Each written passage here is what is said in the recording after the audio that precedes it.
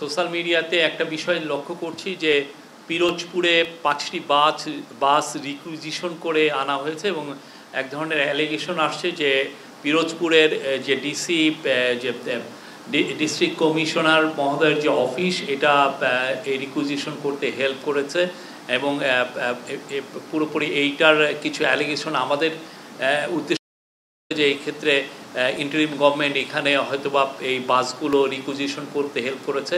আমি এখানে দ্ব্যর্থকণ্ঠে বলবো যে আমাদের এখানে ইন্টারিম গভর্নমেন্টের এখানে কোনো রোল নাই। যেটা হয়েছে, যেটা আমরা পিরোজপুরের ডিসির সাথে কথা বলেছি, ডিসি আশরাফুল আলম জানিয়েছেন যে গতকাল বা তার আগের দিন থেকেই বৈষম্য পিরোজপুর শাখা বৈষম্য বিরোধী ছাত্র দল এবং নাগরিক কমিটি তাদের কাছে বাস রিকুইজিশনের জন্য জানিয়েছেন এবং তারা তাদেরকে ডিসি মহোদয়ের কাছে একটা চিঠিও দিয়েছেন।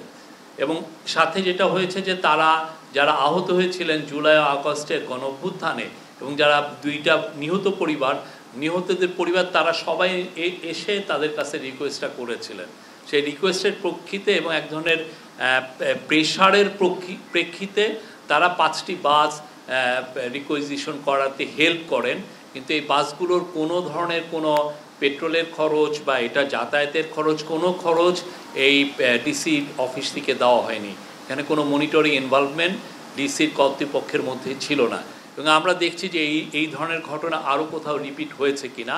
বাট এইখানে আমরা বলছি, আমি ক্যাবিনেট সেক্রেটারির সাথেও কথা বলেছি, এই বিষয়ে ইন্টারিম গভর্নমেন্টের কোনো রোল নাই।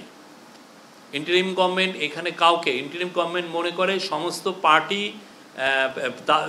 পার্টির জন্য সে লেভেল প্লেইং ফিল্ড তৈরি করছে যাতে সুন্দর একটা ইলেকশনে, সুন্দর ফ্রি অ্যান্ড ফেয়ার ইলেকশনে সমস্ত পার্টি পার্টিসিপেট করতে পারে। এটা হচ্ছে আমাদের মূল দায়িত্ব। আমরা সমস্ত পার্টির কাছে আমরা সমান।